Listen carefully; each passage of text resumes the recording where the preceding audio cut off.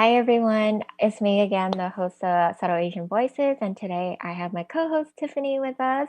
And we hope everyone is having a wonderful Saturday, and thank you for joining us, new and old viewers from the beginning of our channel. And both me and Tiffany will be presenting questions and also taking questions from the audience. And she's going to go ahead and go over the logistics with us first. Great. If this is your first time joining us, you'll see that our live stream on the right-hand side, there is a live chat. So please engage with us. We love seeing your comments. We love hearing from you, and also specifically questions. I'll be monitoring your questions, and we'll be able to ask them live time with our special guests here today. Great, thank you, Tiffany. So today is another episode of our mental health series, and we'll be talking about part two of living with a mental illness. And we started the conversation last week with discussions about depression, and Tiffany was interviewing me. And today we'll be talking about something different. It's less common, but also very, very challenging to live with. So I want to thank our guest, Erin, for being on our show and her willingness to talk about something like this because borderline personality disorder does have severe symptoms. So, Erin, can you take a minute to introduce yourself and give us your background? Yeah, hi, my name is Erin. I'm 24 and I work in social media management. I was adopted, and that kind of, as the questions are asked, that'll kind of play into my story and even my diagnosis. But I was diagnosed with BPD when I was 21. So I've been living with it for about 3 years now. But after I was diagnosed, I could definitely see how it was affecting me even before that. So. Yeah. Great. Thank you, Erin. And what type of activism are you involved with? Because I have heard that you are actively promoting mental health awareness and knowledge about mental illnesses like BPD. So, what kind of community and support groups are you part of? Yeah, so I kind of use my own personal social media platform, my Instagram. I am an illustrator, so I make a lot of digital art that kind of talks about mental health issues, and especially, what I struggle with, BPD, and just kind of like illustrating just different ways that it affects me and how I've seen it affect my life, and doing this in a way so other people can maybe visualize and understand better, like how these mental health issues affect the people who suffer from them. And then, like I said, I was adopted and I'm part of a adoption group, Subtle Asian Adoptee Traits on Facebook. And it's been a really cool community of people who have experienced some of the same things that I've experienced. And just being a part of that group and that community has been really beneficial for me. Great. Thank you. So it sounds like not only you have learned a lot about your condition, your illness, you also have been taking active steps to help other people understand it and help bring hope to other people within the support group and in our community as a whole to better understand and dispel the stigma and misconceptions with it.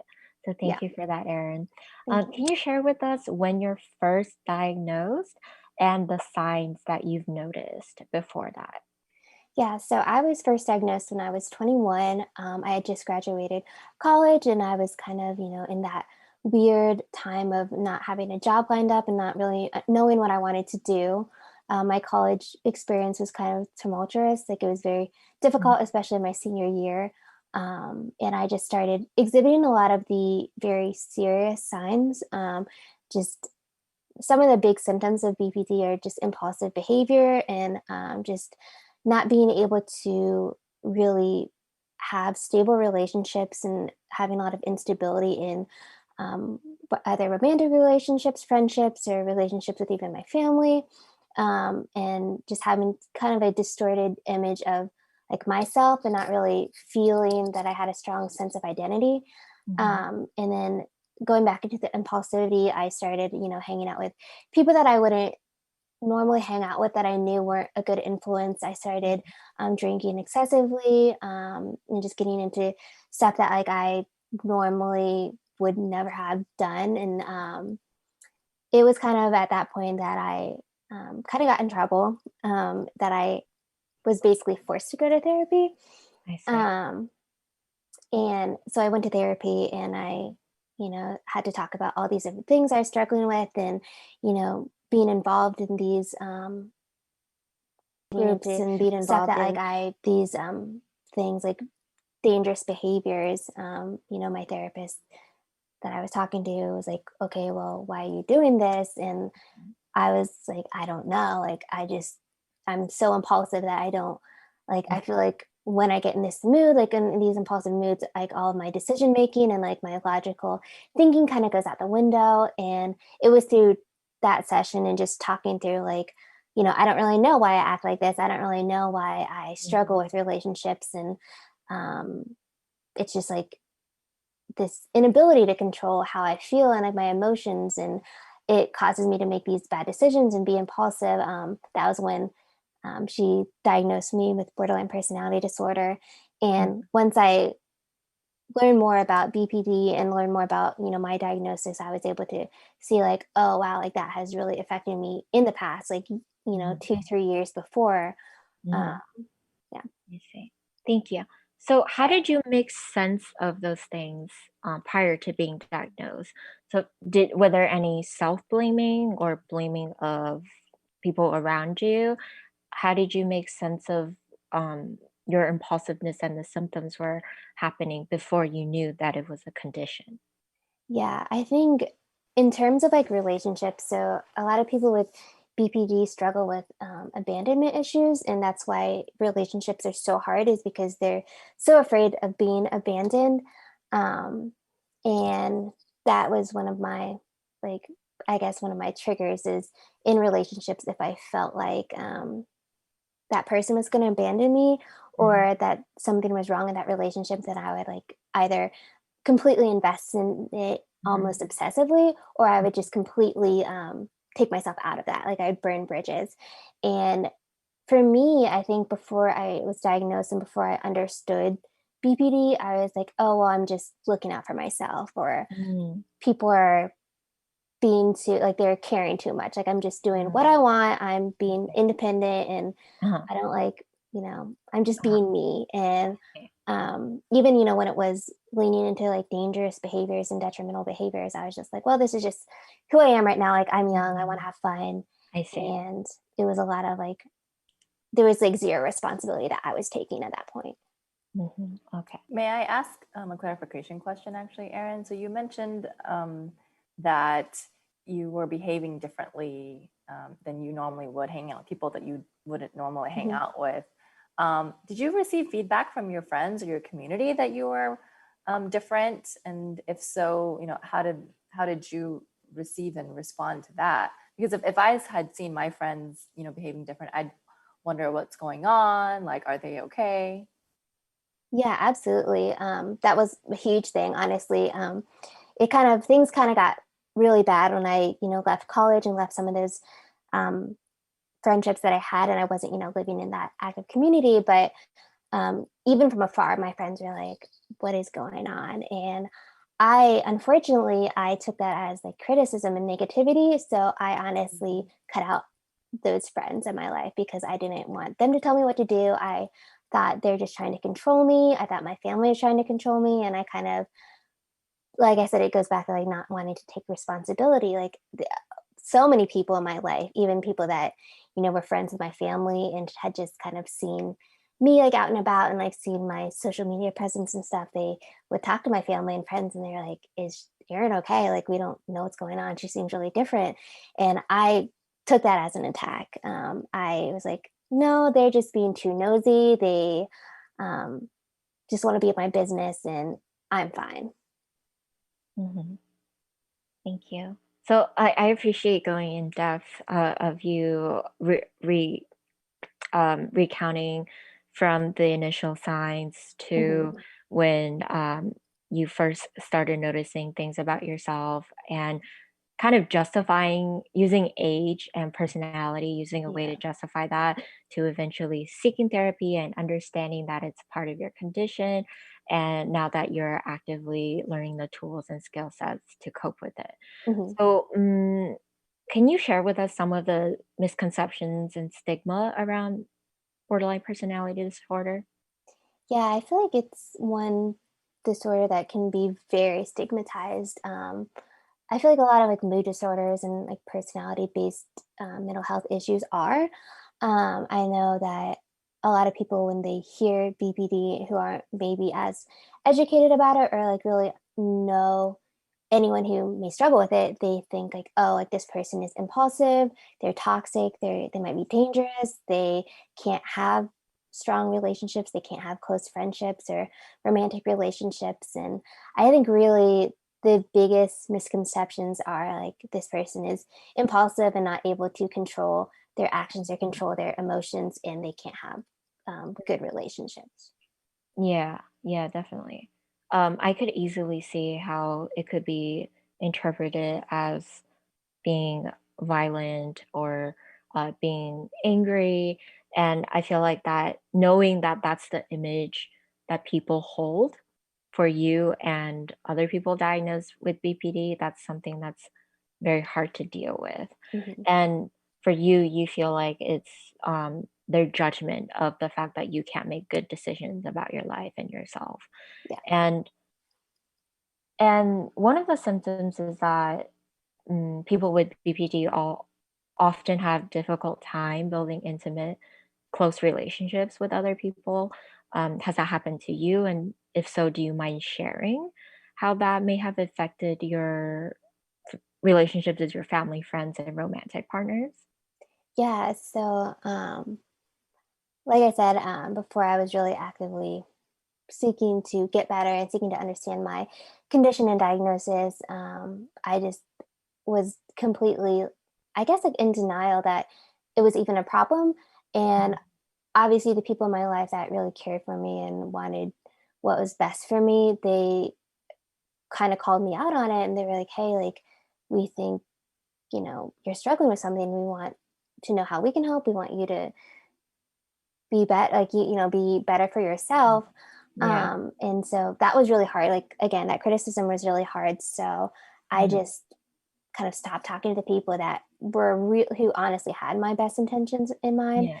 and I just kind of threw myself into like anything that like made me feel good, like friends that weren't really good friends, but I could hang out with them and have a good time. And then relationships, like I just would hop from one relationship to the next. Especially like before I was diagnosed, I had this pattern of like meeting someone and being really into them. And then we would date, and I was just 100% into it, like almost like obsessively. And Mhm. then, as soon as like either maybe something happened, like we argued, or I just started feeling differently, I was like, okay, well, bye. And like I would basically cut myself off from that person.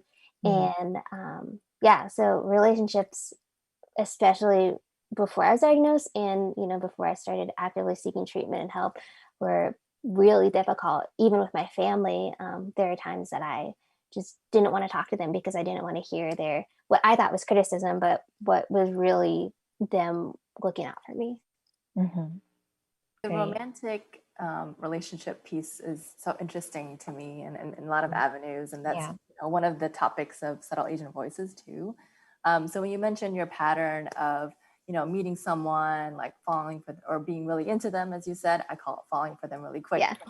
Um, and then as soon as something um, maybe scary happens or something bad happens or there's a conflict, you like want to leave. I think that is not exclusive to just certain disorders too. I think that's part of Absolutely. human nature too. It's Hmm. like our way of protecting ourselves, right? You mentioned that abandonment scares you, and Hmm. honestly, it scares me. It probably scares a lot of people. So when something negative like that happens, that's your gut reaction to be like, oh, in order to not be hurt, like I gotta bounce. Yeah, absolutely. So I just Mhm. wanted to validate that for you. Yeah. That happens to a lot of people too. Yeah, for sure. Yeah. Mhm. And Erin, what are some challenges you still have to deal with on a daily basis? And do you foresee it being a lifelong condition? Yeah, I think um back to like relationships being difficult, that is something that I think is probably the most challenging, is just being aware that my relationships are stable. There's a lot of fear I still have with like Mhm. abandonment issues, and even in my career and Even like with my family and with my partner, there are times that I just, like I don't know necessarily like how they feel about me, or I feel Yeah. like I don't know. And so I Yeah. get afraid and I'm like, oh, well, I always think like worst case scenario, like Yeah. they're going to leave because Yeah. they sounded weird on the phone than they Mhm. normally do. Yeah. So that is one thing that I continuously, like every day I have to remind myself, like, no, like I have to remember like the reality is like that, they care about me. And it's a lot of like affirming myself and like reminding myself that no, this is reality. And I have to continuously say like, no, my partner, loves me and cares Mhm. about me. My family loves me and cares about me. But I think like one of the biggest struggles like to this day for me is in my relationships. Mhm. Mhm. So it sounds like you've came a long way, that you learned to cope with the behaviors, the behavioral aspects, and now it's kind of just affecting your thinking patterns. So you're able Mhm. to control the behavioral aspect, but it's the negative thoughts that are still making it hard for you. It's making you constantly self-doubting and self-conscious of your relationship with other people. Is Yeah. that right? Okay. Yeah. Yeah. Great. And are you hopeful that this might be just something that is temporary right now? Are you hopeful that it might get better later on as you mm, become more mature and you become better at coping with this? Yeah, I definitely think so. I think a large factor is kind of maturing and kind of, you know, having more stability in my life, because at the point that I was diagnosed, I was very insecure. I had just graduated. One of the big, I think, like my therapist and I have kind of pinpointed, like one of my big triggers was I had just ended a long Mhm, term serious relationship. I was actually engaged to that individual, mhm, mhm, and I had ended that, and kind of my life kind of got all out of whack. Like I was mhm, um, had no stability. I had everything that I had planned for after mhm. graduation was different than what I had thought it would be. Yeah. Um, so I feel like now that I'm in a more stable point of my life, like I have a Mhm, stable job, like I'm really happy in my career, mhm, I am in a long term relationship. Um, it's a little bit easier and I feel a lot better because of that stability. mhm, But I do think that this is something that I probably will struggle with, mhm, at least, especially with relationships. And even, times of like just not really having a good sense of self and struggling mhm, with my identity. mhm, But I think that, as I continue to seek treatment, as I continue to really grow in my close relationships and being able to have better communication so that, you know, I can talk to the times with those people of mhm. feeling like, oh, Yeah. like I'm afraid that you might abandon me because, you Mhm, know, something feels wrong, and being able to have those open conversations does make it easier. mhm, But I definitely don't think it'll ever go away 100%, mhm. but I Yeah. think it'll be something that I continue to learn how to cope with better. Mhm. Yeah, I agree with that.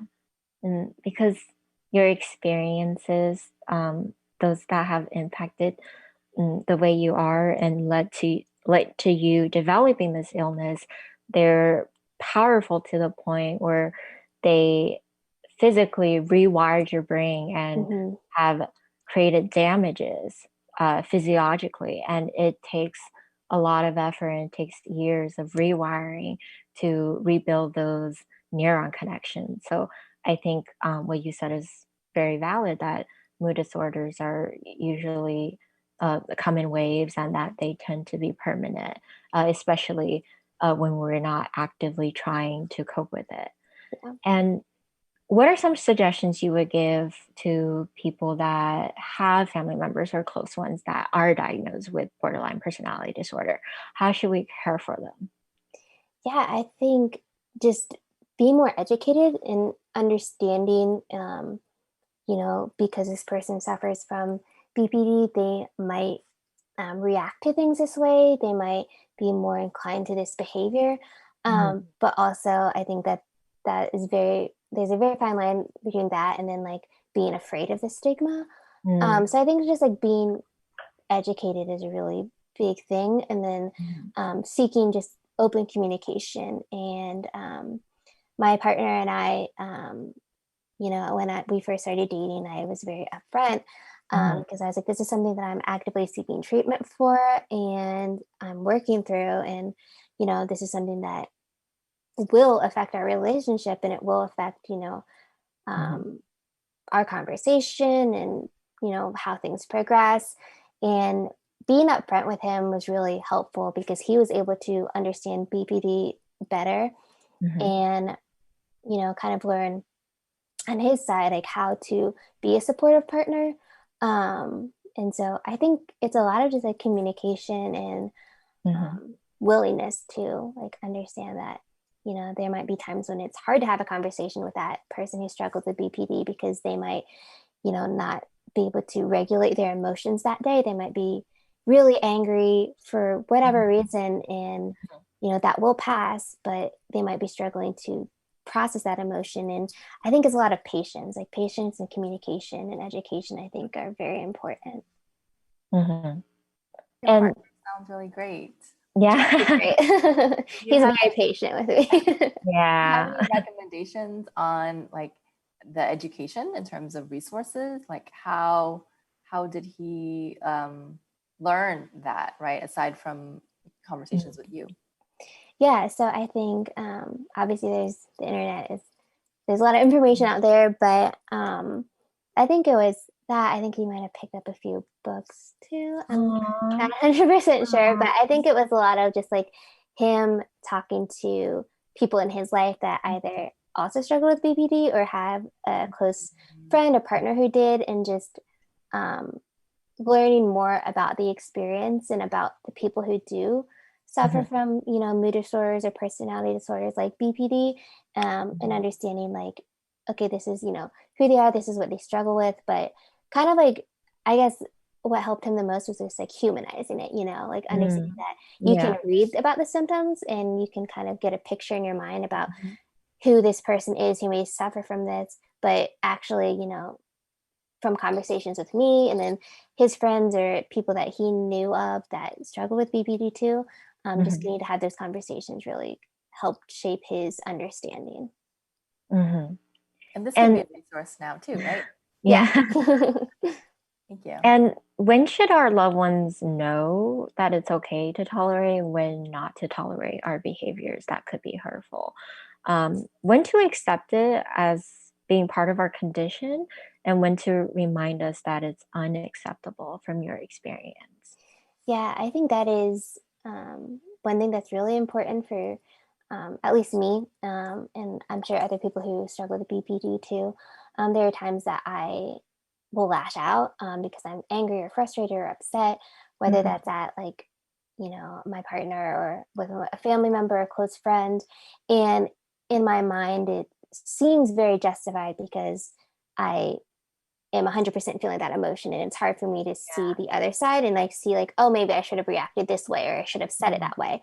um and I think for the other person it's important to know that yes, their mental health issue may cause them to react this way, but that shouldn't be an excuse for that person to treat them poorly. So Mhm. again, like open communication is very important, but my partner and I, at least we talk about it. Like if I say something or I react or do something that isn't okay, even if I am triggered or I am struggling that day, we talk about it, and it can be hard because maybe it makes me feel worse or maybe it makes me react in a worse way. But just being able to put that out there and like say, hey, like this is how you acted, this is what you said, and it made me feel this way.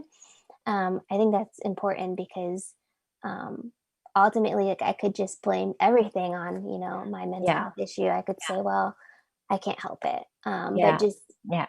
me having to take that responsibility, and that's something that I have had to Mhm. work through therapy because there are Yeah. definitely times when I was like, that's just how I am, like Mhm. whatever. But just being able to have that open communication and really talk like, hey, like, I know that maybe you are having a bad day, maybe you are struggling, and maybe you were triggered, but this made me feel really, really horrible, or I'm really hurt, or this was, an inappropriate action. Hmm. Just being able to talk about that Hmm. is, I think, Yeah. important. And I think it goes back to just boundaries and having Hmm. good boundaries in that relationship. Hmm. It sounds like you take an active step in taking accountability for your behaviors and you're not using your condition to justify anything that's unhealthy. And when you do lash out at your partner, how do you handle with the guilt that you experience from it afterwards? Yeah, I think it's really hard. With my partner, at least, there haven't been too many times that like I will lash out at him like in a very serious way. But I think with my family members, Mhm. maybe because I've known them Yeah. longer, and Yeah. we've been around for when I was before I was diagnosed and until I was diagnosed now. But it's hard because before I was really taking steps to take care of myself and to understand BPD, I was just like, well, I didn't mean it that way. Like, I'm sorry Yeah. that you interpreted what I said or did as a negative thing. Yeah. Because I would just like deflect it. It wasn't my problem. Is I what didn't intend them for them to feel Mhm. that way. So it wasn't my fault. But as I've grown to like understand how to accept responsibility, it has been hard because I do feel guilty. I feel guilty that they would feel that way, and I didn't intend for them to. Mhm. Obviously, not making an excuse, but there are times that I'm like, I really didn't know that I sounded that way, or that I did that, or that I, Mhm. hurt your feelings. I really didn't know that because um, it Mhm. wasn't until they told me that I was like, oh, like that's how you felt. And I think that just being patient with myself and taking ownership helps me to feel less guilty, because I know that like even if I didn't intend to do that, like I'm taking responsibility for Mhm. how they feel and how they were hurt by what I said or did. Mhm. And I think like just being able to validate like their side of things too helps me to feel a little less guilty, Mhm. because I know that like, okay, well, I need to work on this, or maybe we need to work on how we communicate about this certain thing, or if I'm feeling triggered, maybe I need to communicate that better. Mhm. um, yeah, I think that that is primarily what helps me cope when I feel Mhm. guilty about how I react to things. Mhm. So it sounds like acknowledging how your behaviors will make the other person feel, even if not at the moment, afterwards. Yeah. Um, Knowing that your behavior has been hurtful and apologizing for it. Mhm. It sounds like mm, it's a very mature and also very thoughtful behavior on your half. I don't think a lot of us without BPD could do that. I think it's definitely difficult, and props to you for doing that. Thank you. And and I want to ask about mm, well, like reading, noting the statistics for those that are diagnosed with BPD, which is not being able to finish education, even getting in trouble with the law, um, or like being involved in crime, engaging in risky behaviors, and all of these things. It seems like traps that we can't escape from. How do you deal with the sense of hopelessness and pessimism when looking at the statistics and the data surrounding your mental illness? Yeah, I think um, when I was first diagnosed, obviously, I was first diagnosed, I hadn't really heard about BPD. I didn't really know what it was. So obviously, I looked it up, and seeing all those statistics was very overwhelming. And it Yeah. was easy for me to feel very hopeless, because I was like, oh my God, like, will I end up like this? Will I be part of the statistics? Will Mhm. I, get better? Will I be able to have a Mhm. close relationship with my family? Or I have be able to have a successful romantic relationship? Mhm. Um, and I think that understanding more about the condition has helped me, because obviously, like a lot of the statistics and stuff Mhm. are very like shocking. It is very difficult. Mhm.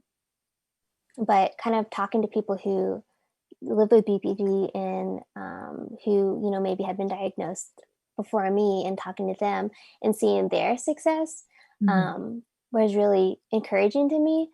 Mhm. And I think that also BPD is something that there's not a ton known about it, just because it is kind of like it is a complicated mental health issue and it is very stigmatized. So I Mhm. think it can be scary, like when you see the statistics and you see like kind of Yeah. the stereotypical Mhm. behaviors.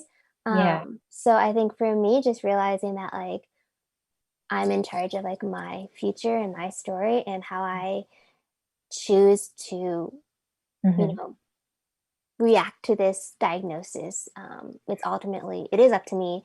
And so taking the steps of going to therapy and getting put on medication and having treatment and everything, I think Mhm. that really helped me to have hope because I started to see like improvements with like my family, with Mhm. friendships, and obviously with my relationship I'm currently in. Mhm. That has just kind of given me hope and motivated me to be better and to focus on getting better because I want to be, you know, the best employee, the best friend, the Yeah. best family member, and partner that I can be. Mhm. Yeah.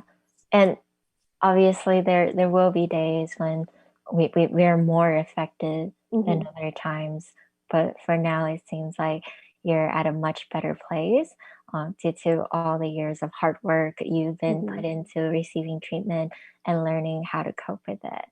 And really proud of you for doing that. This Thank is you. coming from someone who have suffered from depression Mhm. most of my life.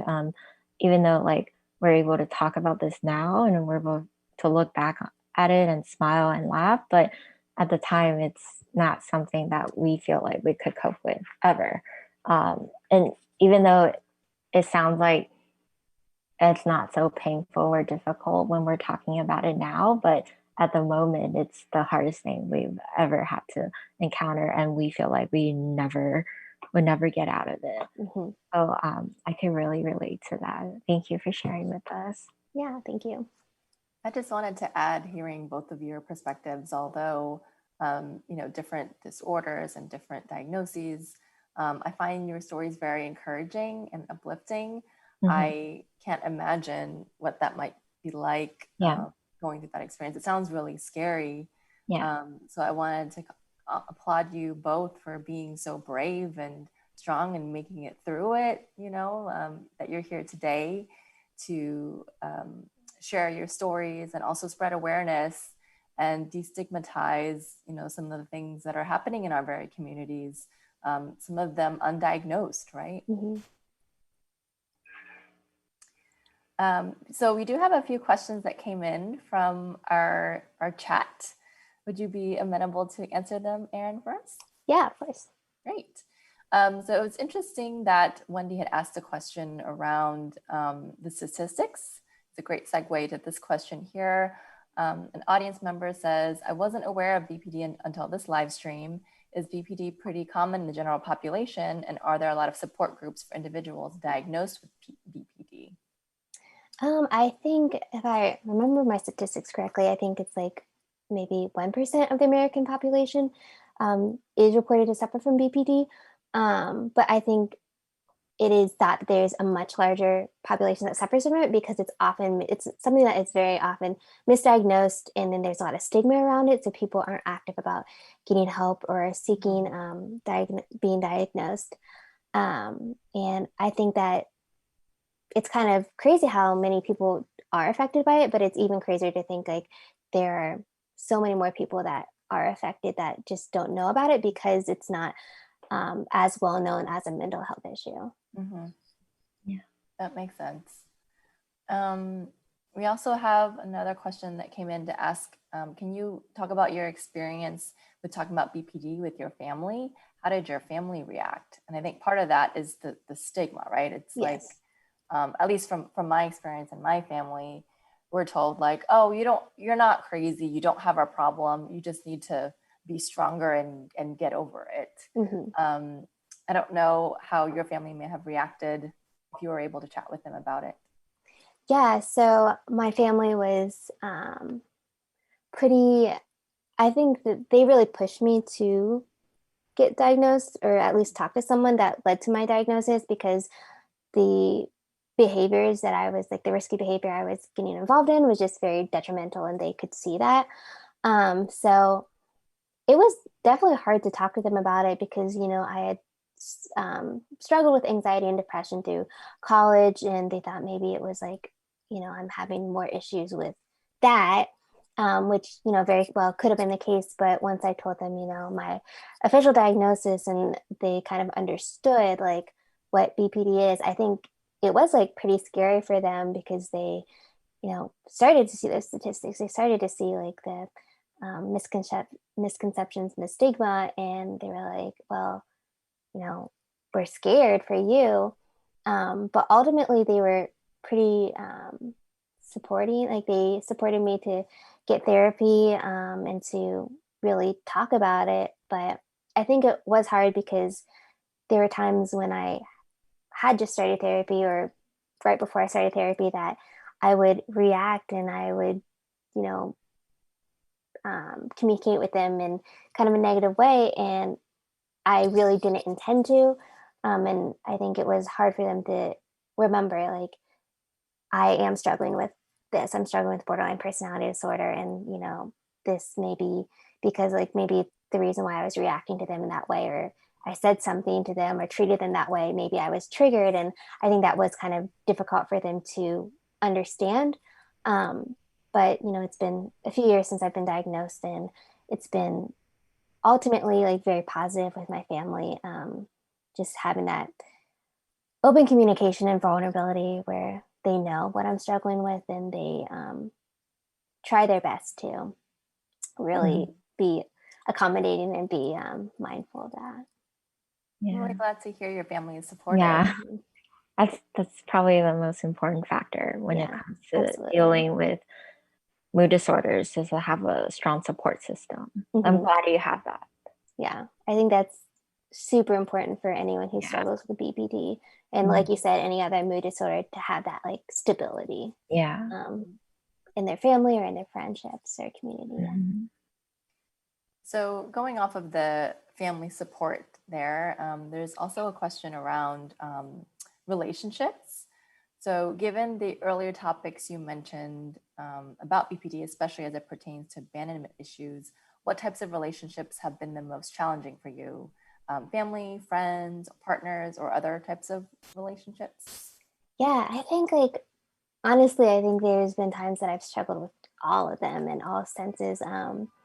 In college, especially like right before I was diagnosed, I basically left my university after graduating with no friends because I had completely destroyed those relationships because, I felt like, oh, something happened, in our friend group or with a roommate. And I just thought, like, oh, well, they don't want to be my friend or they're going to abandon me. So I'm going to turn around and burn that bridge before they do. And, moving into post graduation, when I began to date, there were times that I just, I don't know, like it was just very, like I said, it was a very hot and cold type of relationships where I would be really into someone and then I was like, oh, maybe not. And then I would doubt myself or I would doubt how they felt about me and I would just kind of cut things off. And then with family, it's hard to, I think like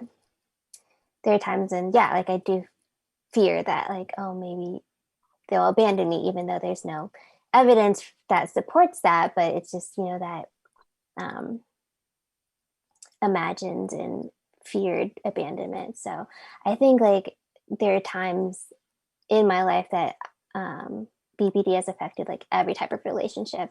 But I think the closest ones, so like family and romantic partners, definitely are affected the most.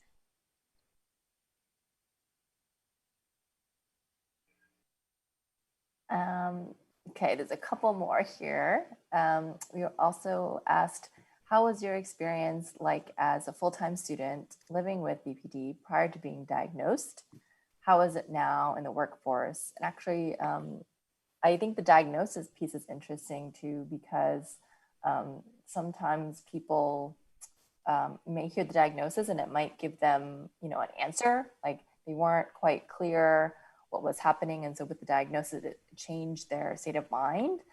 Other times it could affect people in a different way. Like it could make them feel even more stressed because they see the stories or they read about other people's experiences and they worry that that's what they're going to see.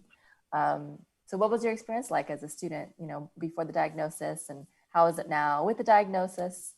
Can you share us a little bit about that? So when I was in college, and like I said, I was diagnosed when I was 21 and kind of fresh out of college.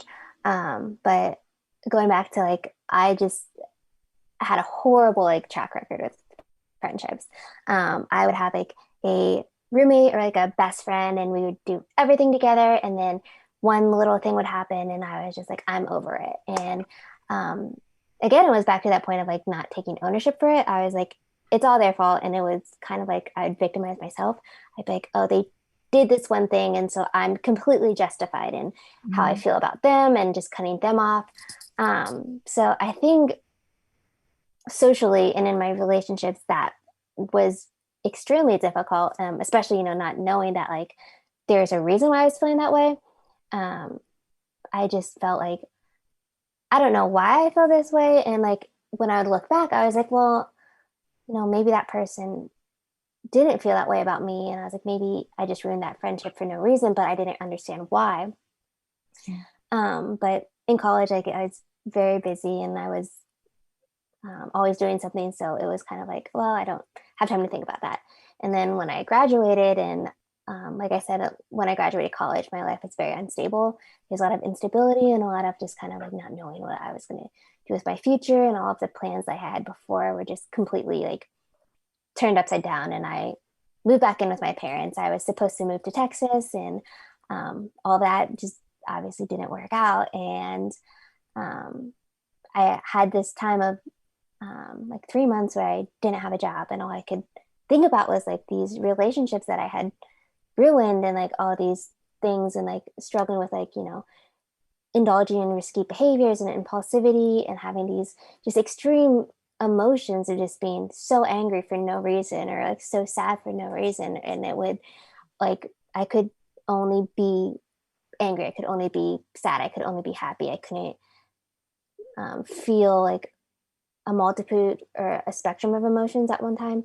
And it was really hard because I was I don't know what is going on. But so when I got that diagnosis and I started to understand more about borderline personality disorder, I think for me, it was very comforting because I was okay, now I know what is going on. And now I know maybe why I've been struggling. And maybe, this explains why things have been this way for me, and why relationships were hard for me in college, and why I was doing some of the things I was doing. And like you said, that it can be very scary with the statistics, but I think just having that affirmation and knowing that there's nothing wrong with me, but there is something I am struggling with a mental health issue, and that's okay. Just being able to say that was really helpful to me, I think. Does that help you also link up with others, right? That also identify as having BPD? Are you able to lean on any of your community there for support?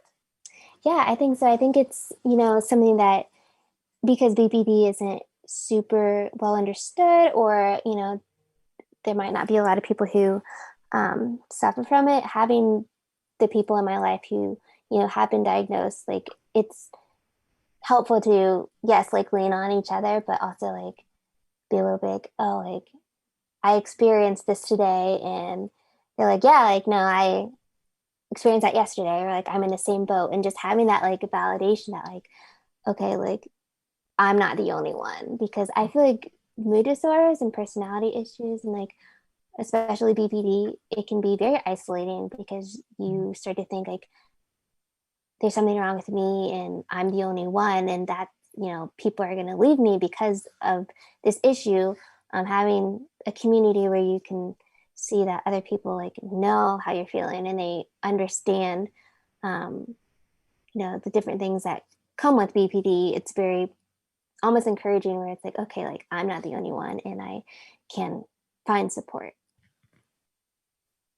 That's really great. Looping this topic back to Subtle Asian Voices, have you been able to speak about BPD openly to other Asian Americans? This audience member says they know personally that speaking about their mental health struggles, most now are pretty open to it, but this person has also definitely had a few negative interactions from her perspective. Yeah, I think I talk about my experience very openly. I tend to overshare. I think that's actually one of the bigger symptoms of BPD is just like sometimes like you're not able to like they basically have no filter and like it's very easy for you to share because you innately want those deep relationships. So you're like, well, in order for me to get this deep relationship, I just have to like share with everyone and anyone.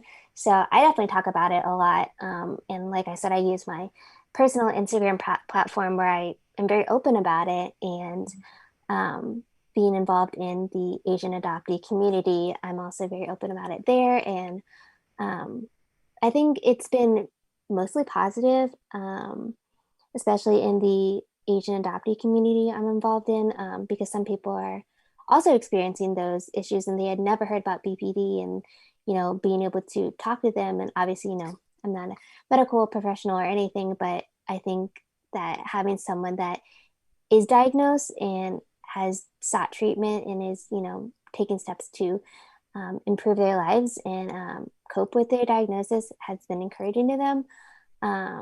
And then on the flip side, like I have had negative experiences of people who think that, like, you know, well, you don't need to talk about it. Like it makes people uncomfortable. They don't want to hear about it. So it's definitely something that I feel like has been mostly positive, but there's always someone that's going to find something negative to say about it. So, Yeah, sounds like you've got some really great, fruitful relationships. mhm. And and then one final question for you: have you ever tried to reconcile some of your older relationships, specifically ones that you had cut off in college, you know, before you had your diagnosis? What was that like? Yeah, so it's interesting because I feel like when I was first diagnosed, that's like the first thing I wanted to do. I wanted to like reach out to these people and say, hey, I'm sorry, like this is what's going on. Like you should totally forgive me. And almost like back again to that part of like maybe not taking ownership. But then there are some people that I did reach out to that either didn't really respond or didn't really care to have a relationship again or, you know, really interact with me. But I think I realized that, you know, what I had done, like cutting out those relationships, was very hurtful for the other individual. And, you know, they may have been very hurt by that. And obviously, like most of them were. And just because I had this new diagnosis didn't mean that they had to hear me out and didn't mean that they had to forgive me. So I think I kind of got to a point where I was like, well, if they, you know, ever reach out to me and, you know, reach out with like, hey, like, you know, I'm thinking about like what happened, like why did all this happen? Like, or maybe they saw something like on social media where I was talking about BPD or saw that I was doing better and, you know, able to have like a good community and close friendships. And maybe they were wondering, you know, what was going on back then I would kind of share. But I realized that maybe it was crossing a boundary for them to reach out and be like, hey, I'm going to just unload all this information on you and expect you to change how you perceive me. Wow, that's really introspective, for you to Yeah. realize that, Erin, Yeah. and it's just a testament on your growth. Yeah. Amazing. Thank I you. hope they do eventually come back because, Yeah. you know, yeah, friendships are great. Mhm. Yeah. I think your response is very realistic. Like a lot of times like, oh, we hope that like once we understand the root cause of our behavior, we hope that other people will also understand our perspective. But realistically speaking, they probably don't. Mhm. And the fact that you actively reached out, a lot of them didn't care to respond, I think speaks to the reality of how people are unable to see things from our perspective for Yeah, those who are diagnosed with mood disorders. absolutely. Unfortunately, there still needs to be a lot more awareness and understanding for mental illnesses. Mhm. Yeah. So that's pretty much it for all of our questions. Thank you, Erin. And Tiffany, would you like to conclude today's episode?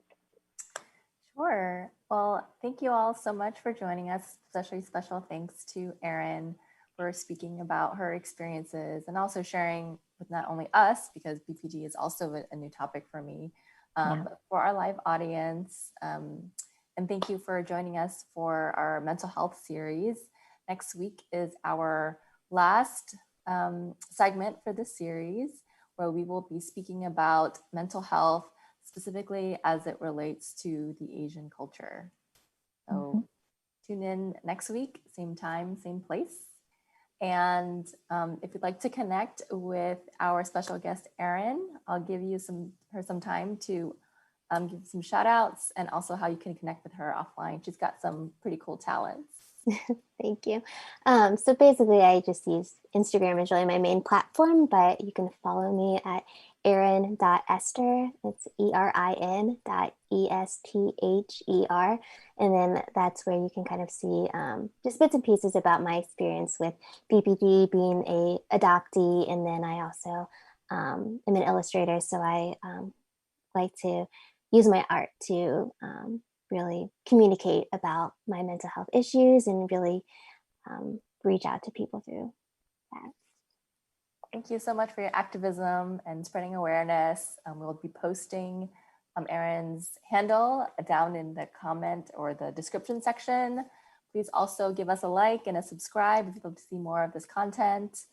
Drop us a comment with any reflections, and we'll see you next week. Bye. Bye. Thank you. Bye. All right. All set.